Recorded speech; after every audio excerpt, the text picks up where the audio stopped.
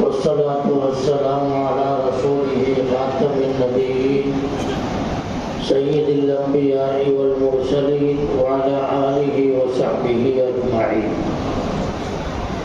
أما بعد فأعوذ بالله من الشيطان الرجيم.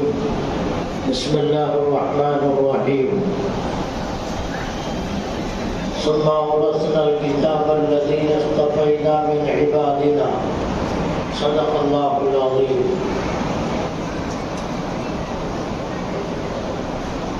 கண்ணியத்திற்கும் மிகுந்த மரியாதைக்கும் உரிய ஆசிரியரை வழங்கி அமர்ந்திருக்கிற ஷேக் தரீகத் ஹஜ்ரத் அவர்களே,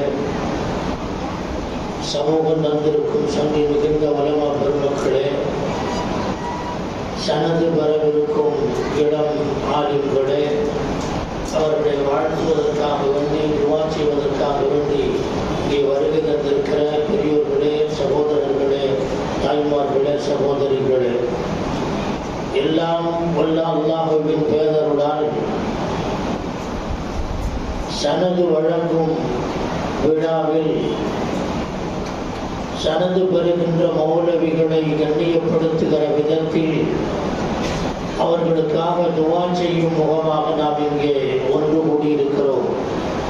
அல்லாஹ் அவர்களுடைய துன்யாவிலையும் ஆখিরাத்தினுடைய வாழ்க்கையையும் சிறப்பாக்கி வைப்பானாக. அவர்கள் உருவாகுவதற்கு முதல் காரணமாக இருந்த பெற்றோர்கள், முழு காரணமாக இருந்த உஸ்தாதுமார்கள், அதன் உதவியாளர்கள், பொறுப்பாளர்கள் அனைவருக்கும் அல்லாஹ் ஜல்ல ஷானஹு வ தஆலா ஆஃபியத்தையும் நிறைவான வாழ்க்கையையும் அல்லாஹ் தந்தல் புரிவானாக. கண்ணியத்திற்குரியவர்களே, சனது என்பது ஒரு வழித்தொடர் என்று சொல்லுவோம்.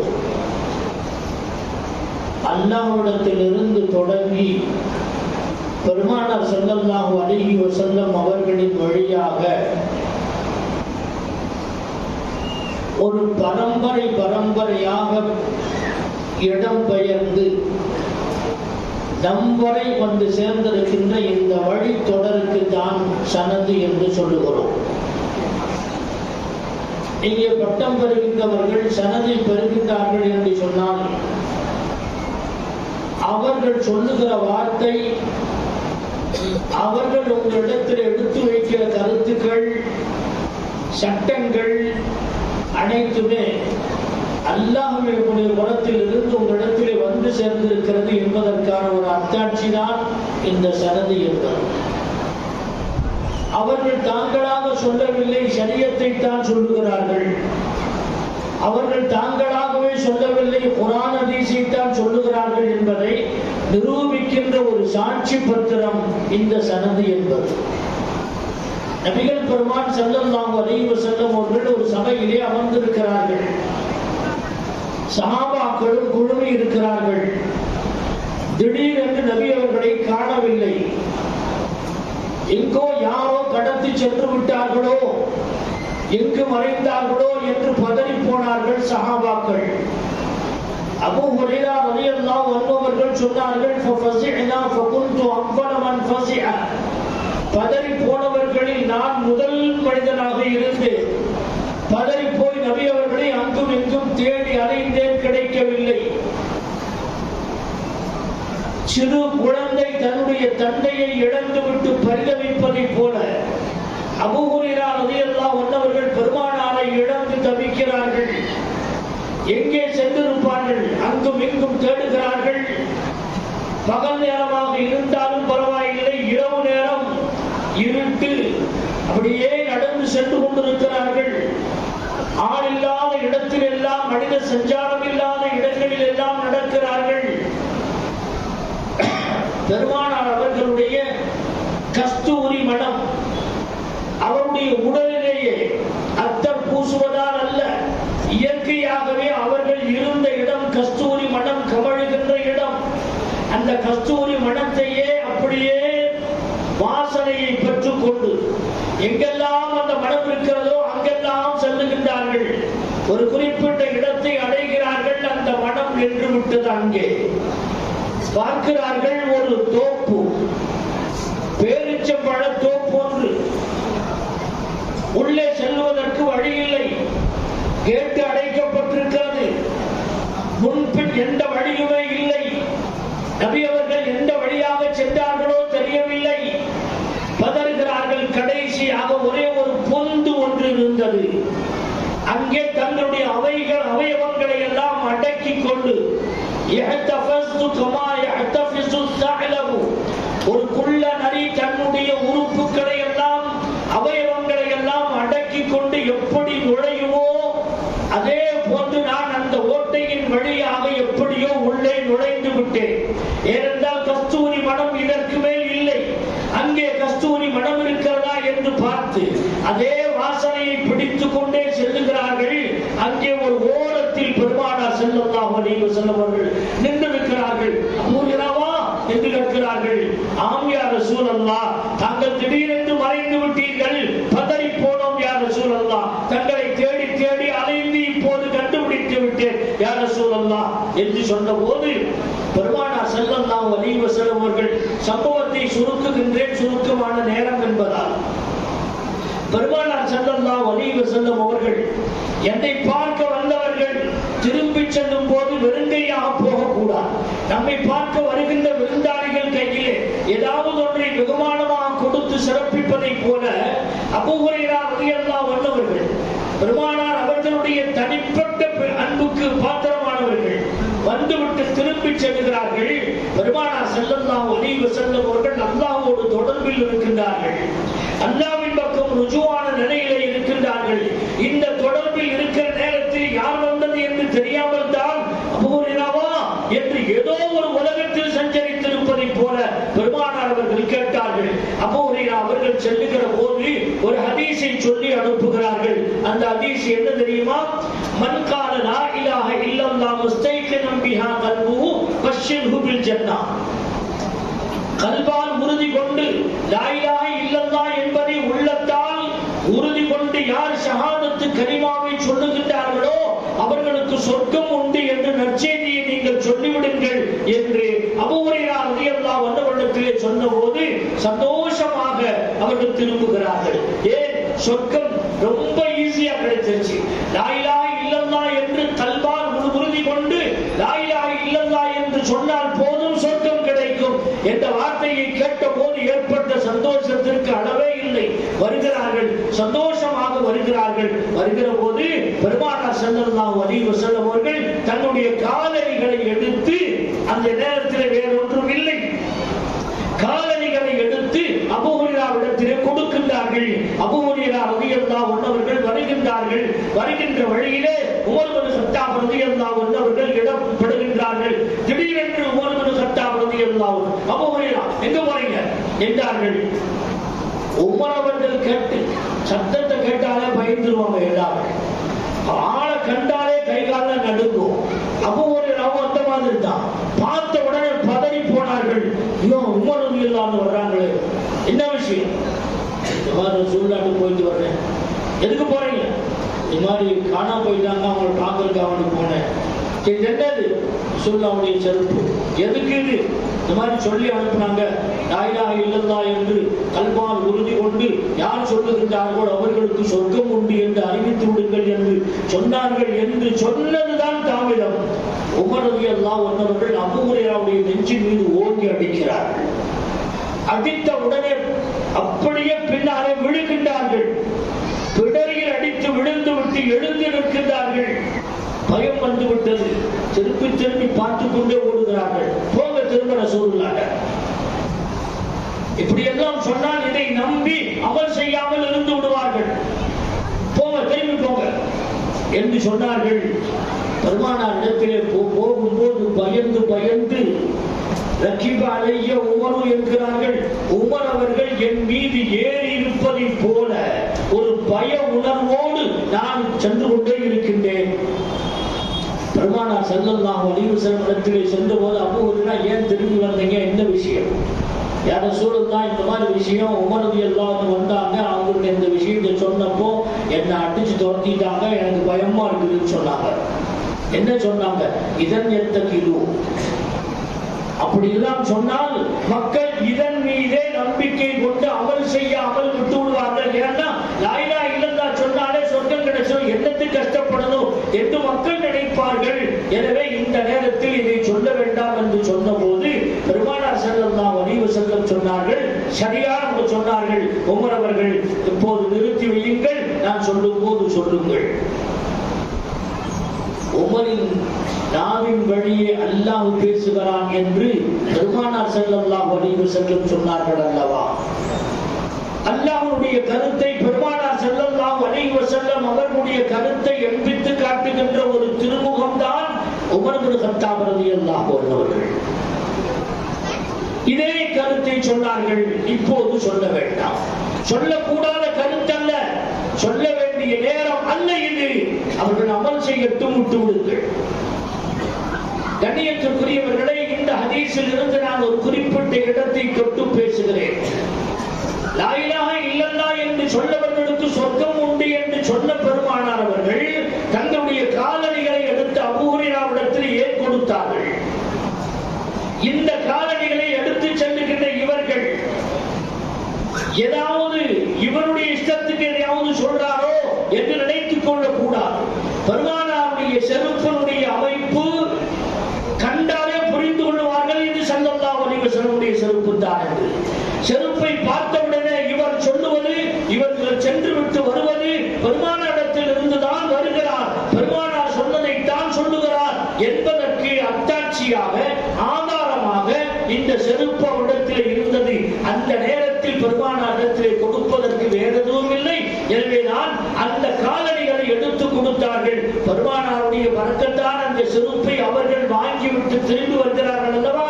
அது ஒரு ஆதாரம், அது ஒரு சனது. நபி அவர்கள் தான் இதை சொல்லி அனுப்பினார்கள். எனவே ஆலிம்கள் சனது பெற்று வருகின்றார்கள் என்று சொன்னார். அவர்கள் சொல்லுகின்ற கருத்து பெருமானார் ஸல்லல்லாஹு அலைஹி வஸல்லம் இருந்து வந்த கருத்து என்பதை எண்பித்து காட்டுகின்ற ஒரு ஆதாரம் தான் இந்த சனது என்ற அத்தாட்சி பத்திரம். அங்கேதான் சனது என்பது தொடங்குகிறது. யாரிடத்திலாவது ஏதாவது ஒன்றை சொல்லி அனுப்புகிற போது ஆதாரத்திற்கு எதையாவது தருவார்கள். அதன் அடிப்படையிலே தான் பெருமானார் ஸல்லல்லாஹு அலைஹி வஸல்லம் அவர்கள் ஒரு சனதை தருகின்றார்கள். அந்த காலணி ஒரு சனது. அதே போன்று இந்த மதரசாவில் ஆகட்டும், வேறு எந்த அரபிக் கல்லூரிகள் ஆகட்டும், சனது வழங்குகின்ற போது அந்த சனதுக்கு சொந்தக்காரர்கள், அந்த சனதனுடைய உரிமையாளர்கள் யார் என்று பார்த்தால் அல்லாஹ், அல்லாஹ்விடத்தில் இருந்து ரசூல், வாழையடி வாழையாக அசாத்திலாக்கள் வழியாக நம் வரை வந்து சேர்ந்திருக்கின்ற இந்த சனது இருக்கிறது. இது சொல்லுகிறது, இவர்கள் சொல்லுகிற கருத்து அல்லாஹ்வுடைய கருத்துக்கள், இவர்கள் சொல்லுகிற கருத்துக்கள் ரசூல் ஸல்லல்லாஹு அலைஹி வஸல்லம் அவர்களுடைய கருத்துக்கள், இவர்கள் சொல்லுகிற சட்டங்கள் ஷரியத்துடைய சட்டங்கள் என்பதை அறிவிக்கின்ற ஒன்றுதான் இந்த சனது என்பது. எங்களுடைய உஸ்தாதுகள் எங்களுக்கு எப்படி இஜாசத்தை அனுமதியை கொடுத்தார்களோ அதே போன்று இவர்களுக்கு நாம் இஜாசத்தை கொடுத்தோம் என்று இந்த சனதிலே எழுதப்பட்டிருக்கிறது. அது மட்டுமல்ல, இந்த சனதை நான் பார்த்தேன். தர்ச நிசாமியின் அடிப்படையிலே பாடத்திட்டங்களை பூர்த்தி செய்தவர்கள் என்ற வார்த்தை இதிலே இடம்பெற்றிருக்கிறது. தர்ச நிசாமி என்பதற்கு விளக்கம் சற்று அதிகமாகும். சுருக்கமாக சொல்லுகிறேன். ஜிப்ரீல் அலைஹிஸ்ஸலாத்து வஸ்ஸலாம் அவர்கள் பெருமானாரிடத்திலே வருகின்றார்கள், கேட்கிறார்கள், ஈமான் என்றால் என்ன என்று கேட்டார்கள். அன்துமின பில்லாஹி வ மலாயிகத்திஹி வ குதுபிஹி வ ருசுலிஹி வல் யௌமில் ஆகிரி வல் கத்ரி கைரிஹி வ ஷர்ரிஹி மினல்லாஹி வல் பாஸி பஅதல் மௌத். நாம் மக்தபுகளிலே இதை ஓதி இருப்போம். ஒரு மனிதன் நம்பிக்கை கொள்ள வேண்டிய ஈமானுடைய அனைத்து அம்சங்களும் இதிலே அடங்கி இருக்கின்றன.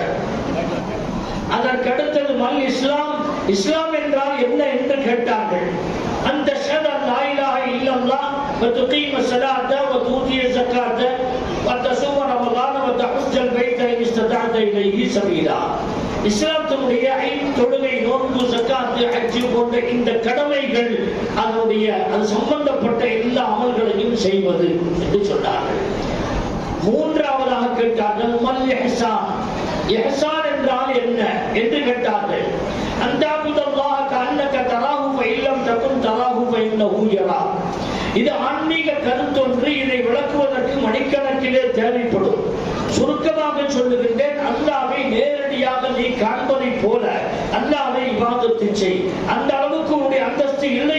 சொன்னால் ஃபைன்னஹு யராக், அல்லாஹ் உன்னை காணுகிறான் என்கிற எண்ணத்திலாவது நீ இருந்து இபாதத்து செய் என்ற கருத்தை சொன்னபோது நீங்கள் சொல்லுவது மிகச் சரியானது என்று சொல்லிவிட்டு அவர்கள் திரும்பி சென்றார்கள். ஜிப்ரீல் அலைஹிஸ்ஸலாம் சென்றதற்கு பிறகு பெருமானார் சஹாபாக்களிடத்தில் கேட்கிறார்கள், வந்தது யார் தெரியுமா? இல்ல, அல்லாஹ் ரசூலுஹு அலைஹி வந்தவர் ஜிப்ரீல். அதாக்கும் யுஅல்லிமுக்கும் தீனக்கும், உங்களுடைய தீனை கற்றுக் கொடுப்பதற்காக வேண்டி வந்த ஒரு ஆசான் ஜிப்ரீல் அலைஹிஸ்ஸலாம் என்று சொன்னார்கள். தீனை கற்றுக் கொடுப்பதற்காக என்பது, இந்த தீன் என்பது இந்த மூன்றும் சேர்த்த மொத்தம் தான். ஈமானுடைய விஷயங்கள், இஸ்லாமுடைய விஷயங்கள், இஹ்சான் என்ற தஸவ்வுஃபுடைய விஷயங்கள், இந்த மூன்றும் சேர்ந்த மொத்தத்திற்கு பெயர் தீன்.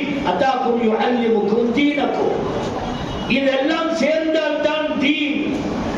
எனவேதான் முல்லா நிசாமுத்தீன் ரஹ்மத்துல்லாஹி அலைஹி அவர்கள் கொண்ட, அவர்களை தலைமையாக கொண்ட 7 பேர்கள் கொண்ட குழு ஒரு பாடத்திட்டத்தை அமைத்தது. அந்த முல்லா நிசாமுத்தீன் அவர்களால் தொகுத்து வழங்கப்பட்ட ஒரு பாடத்திட்டத்திற்கு தர்ஸ நிசாமி என்று பெயர். அந்த தர்ஸ நிசாமியின் அடிப்படையிலே இந்த ஆலிம்கள் பயிற்றுவிக்கப்பட்டிருக்கிறார்கள். அது என்ன? இந்த ஹதீஸ் தான் அந்த தர்ஸ நிசாமி பாடத்திட்டத்தை அமைப்பதற்கு பயன்பட்டிருக்கிறது. ஈமான் சம்பந்தப்பட்ட, அகாயிது சம்பந்தப்பட்ட எல்லா அம்சங்களும், அது சம்பந்தப்பட்ட எல்லா கிதாபுகளும் அதன் உள்ளடக்கம். இஸ்லாம் என்று சொல்லுவது குர்ஆன், ஹதீஸ், அதிலிருந்து ஆய்ந்து எடுக்கப்பட்ட ஃபிக்ஹுடைய சட்டங்கள், இவைகள் எல்லாம் அதற்குள் அடக்கம். இதற்கு என்னென்னலாம் தேவையோ, இலக்கணம் தேவை, இலக்கியம் தேவை, அருங்கலை தேவை, எல்லா வகையான கலைகளும் சேர்ந்து இந்த அரபியை, இந்த குர்ஆன் ஹதீஸை கற்றுக்கொள்வதற்கு தேவையானவைகள். கடைசியாக முத்தாய்ப்பாக வருவது என்ன தெரியுமா? இந்த இவைகளை எல்லாம் ஈமானை பினிஷிங் ஸ்டேஜுக்கு, அதனுடைய முழுமையான நிலைக்கு கொண்டு வரக்கூடியது, இஸ்லாமை முழுமையான நிலைக்கு கொண்டு வரக்கூடிய பினிஷிங் பாயிண்ட் எங்கே இருக்கிறது என்று சொன்னால் இஹ்சான் என்று சொல்லப்படுகிற ஹதீஸிலே இஹ்சான் என்ற வார்த்தை பயன்படுத்தப்பட்டிருக்கிறது. குர்ஆனிலே தஸ்கியத் என்ற வார்த்தை பயன்படுத்தப்பட்டிருக்கிறது. ஆரிஃபீன்கள் தஸவ்வுஃப் என்ற வார்த்தையை பயன்படுத்தி இருக்கிறார்கள். ஒரு ஆன்மீக கல்வி, இதுதான் கடைசியாக சொல்லப்பட்டிருக்கிற ஒன்று. இது இல்லை என்று சொன்னால் தீன் பூர்த்தியாக ஆகாது. தீன் அதனுடைய கால் வெட்டப்பட்டதை போல, தீன் அதனுடைய அவயவங்கள் போன்ற குறைந்ததை போல. எனவே முழுமையான தீன் வேண்டும் என்று சொன்னால் இந்த தஸவ்வுஃபுடைய இல்மு வேண்டும். இல்லை என்று சொன்னால் அது தீன் முழுமை அடையவே அடையாது. தர்ஸ நிசாமி என்பது இதுதான். எனவேதான் அன்றைக்கு தஸவ்வுஃபுடைய கிதாபுகளை பாடத்திட்டத்தில் வைத்தார்கள், இலக்கண இலக்கியங்களை பாடத்திட்டத்தில் வைத்தார்கள், அகாயிதுடைய கிதாபுகளை பாடத்திட்டத்தில் வைத்தார்கள், குர்ஆன் தஃப்சீர் போன்ற எல்லா கலைகளையும் உள்ளே வைத்தார்கள். அந்த பாடத்திட்டம் தான் தர்ஸ நிசாமி என்று சொல்லப்படுகின்ற ஒன்று. அதிலே ஒரு விஷயம், தர்ஸ நிசாமி என்பது எல்லா அம்சங்களையும் உள்ளடக்கி இருக்கிறது. ஜிப்ரீல் அலைஹிஸ்ஸலாம் அவர்கள் வந்தார்கள். ஃபஅஸ்னத ருக்பதஹு இலா ருக்பதி ஸல்லல்லாஹு அலைஹி வஸல்லம், தங்களுடைய முட்டுக்காலை மடக்கி பெருமானாருடைய முட்டுக்கு பக்கத்திலே மடக்கி வைத்து அதோடு அமர்ந்து பெருமானாரிடத்திலே கல்வி கற்றார்கள் ஜிப்ரீல் அலைஹிஸ்ஸலாத்து வஸ்ஸலாம் அவர்கள். இல்மு படிப்பது பெரியதல்ல, ஒழுக்கம் வேண்டும், அதபு வேண்டும், மற்றவர்களை மதிக்க வேண்டும், பெரியோர்களை மதிக்க வேண்டும், இல்முடையவர்களை மதிக்க வேண்டும் என்ற கருத்தை இந்த ஹதீஸ் உள்ளடக்கி இருக்கிறார். இன்றைக்கு ஆன்லைன் கல்வி, மொபைல திறந்து வச்சுக்கிட்டு எந்த வேணாலும் பார்த்துக்கலாம். அதுல எல்லா வகையான முசீபத்துகளும் வரும். அதுல இருந்து கொண்டு அவன் ஹதீஸ் என்று படிக்கின்றான். ஹதீஸ் இல்லாதவைகளை எல்லாம் ஹதீஸ் என்று புகுத்தப்படுகிறது. குர்ஆனில் இல்லாததை எல்லாம் குர்ஆன் என்று புகுத்தப்படுகிறது. குர்ஆனுடைய தஃப்சீர்களுக்கு தாறுமாறான கருத்துக்கள் அங்கே சொல்லி வைக்கப்படுகின்றன. சரியான அகீதாக்களுக்கு பகரமாக மிக படுமோசமான அகீதாக்களை பயிற்றுவிக்கப்படுகிற ஒன்றுதான் இந்த ஆன்லைன் கல்வி என்பது. ஆன்லைன் கல்வியிலே படித்து அவர்களுக்கு ஆலிம் சனது கொடுக்கக்கூடிய ஒரு துர்பாக்கியம் முக்கியமான ஒரு சூழ்நிலை உருவாகி கொண்டிருக்கிறது. இல்மு மட்டும் நம்முடைய நோக்கம் அல்ல, அதபு நம்முடைய நோக்கம். இல்மு மட்டும் நம்முடைய நோக்கம் அல்ல, அக்லாக் சரியான பண்பாடு நமக்கு அவசியம். எத்லு அலைஹிம் ஆயாத்திஹி, பெருமானாருடைய 3 பொறுப்புகள். ஒன்று திலாவத், இறக்கப்படுகின்ற வகையை மற்றவர்களுக்கு ஓதி காட்ட வேண்டும். இரண்டாவது யுஅல்லிமுஹுல் கிதாப வல் ஹிக்மா, இறக்கி வைக்கப்பட்ட வேதத்தையும் அதில் இருக்கின்ற கருத்துக்களையும் தத்துவங்களையும் மற்றவர்களுக்கு கற்பித்துக் கொடுப்பது. மூன்றாவதாக எல்லா கல்வியும் கிடைத்ததற்கு பின்னால் உள்ளத்தை பக்குவப்படுத்தி பண்படுத்தி நல்ல குணசீலர்களாக மனிதர்களை மாற்றுகின்ற தஸ்கியத் இருக்கிறதே, இதுதான் கடைசியாக சொல்லப்படுகின்ற முத்தாய்ப்பான ஒன்று. இந்த மூன்றும் சேர்ந்து யார் பயிற்றுவிக்கப்படுகிறார்களோ அவர்கள் தான் ஆலிம்கள். நுபுவத்துடைய இல்முக்கு சொந்தக்காரர்கள் அவர்கள் தான் ஆலிம்கள். ஆலிம் என்ற பெயராலே பல பேர் இன்றைக்கு ஷைத்தான்கள் எல்லாம் வந்து விட்டார்கள். இன்றைக்கு நேற்றல்ல, இந்தியா சுதந்திரம் அடைவதற்கு முன்னாலே 1947க்கு முன்னால் பிரிட்டிஷார் இந்த நாட்டை ஆண்டு கொண்டிருந்த காலகட்டத்தில் வடநாட்டிலே ஒருவன் 30 ஆண்டுகள் ஒரு பக்கமான ஆலிம், அந்த மஹல்லாவுடைய அசர்த் 30 ஆண்டுகள் இமாமத்து செய்து கொண்டிருந்தார். 30 ஆண்டுகள் கழித்து அவன் மரணிக்கின்ற நேரத்தில் கூடி இருக்கின்ற மஹல்லாவாசிகளிடத்திலே சொல்லுகிறார், நான் ஒரு கிறிஸ்தவனாகவே வாழ்ந்தேன், கிறிஸ்தவனாகவே நான் மரணிக்கின்றேன். எனக்கு பின்னால தொழுகைகள் எல்லாம் திருப்பி தொழுதுருக்காங்க. இப்படி 30 ஆண்டு காலங்கள் மக்களை ஏமாற்றி இருக்கிறான். அவன் பக்க ஆலிமாக இருந்தான். குர்துபாவிலே 360 மஸ்ஜிதுகள் இருந்தன. ஸ்பெயின் நாட்டை ஆண்டு கொண்டிருந்த முஸ்லிம்கள் ஸ்பெயின் நாகரிகத்தை உருவாக்கிய பெருமைக்குரியவர்கள். 360 மஸ்ஜிதுகள் இருந்தன. இன்றைக்கும் சில மஸ்ஜிதுகள் பெயர் அளவில் இருக்கின்றன. ஒரு பிரம்மாண்டமான மஸ்ஜித், பல நூற்றுக்கணக்கான தூண்களை கொண்ட பிரம்மாண்டமான மஸ்ஜித் இன்றைக்கும் இருக்கிறது.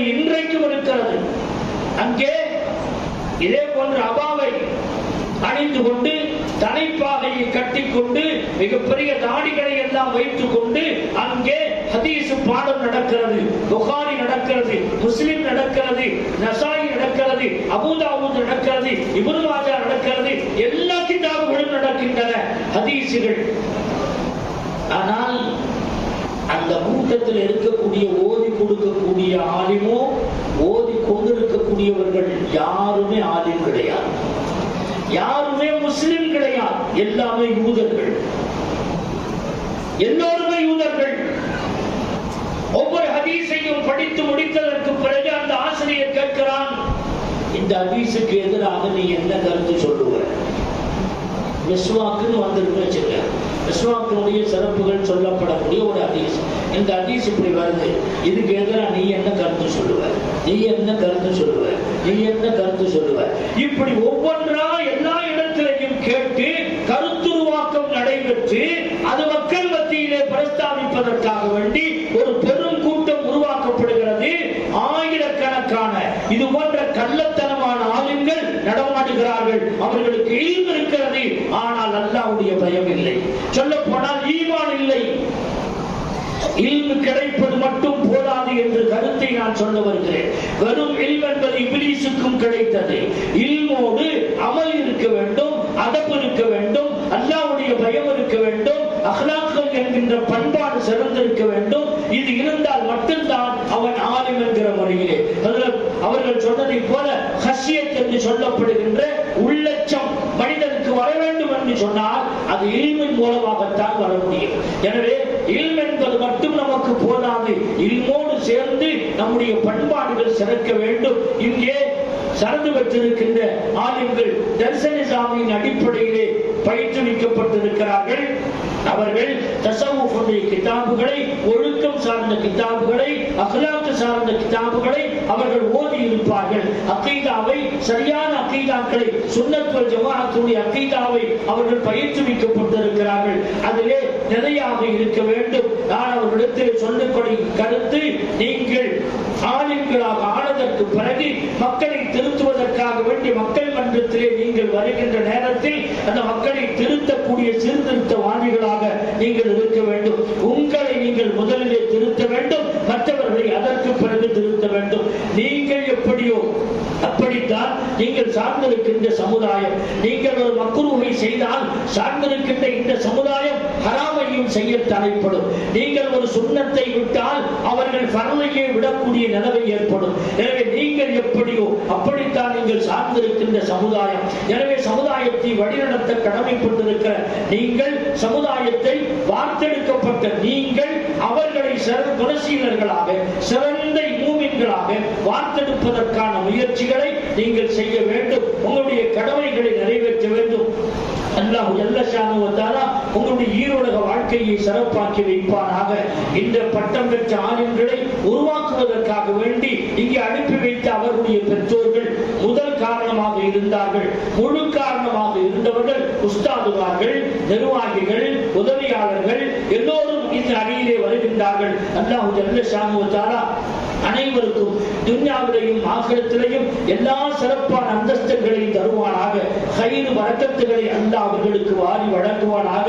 ஈருலக வாழ்க்கையை சிறப்பாக்கி வைப்பானாக, செழிப்பாக்கி வைப்பானாக என்று உங்கள் சார்பாக துஆ செய்து கொண்டு வாய்ப்புக்கு நன்றிகள் கூறி வார்த்தைகளை நிறைவு செய்கிறேன். வஆகிரு தஅவானா அல்ஹம்துலில்லாஹி ரப்பில் ஆலமீன்.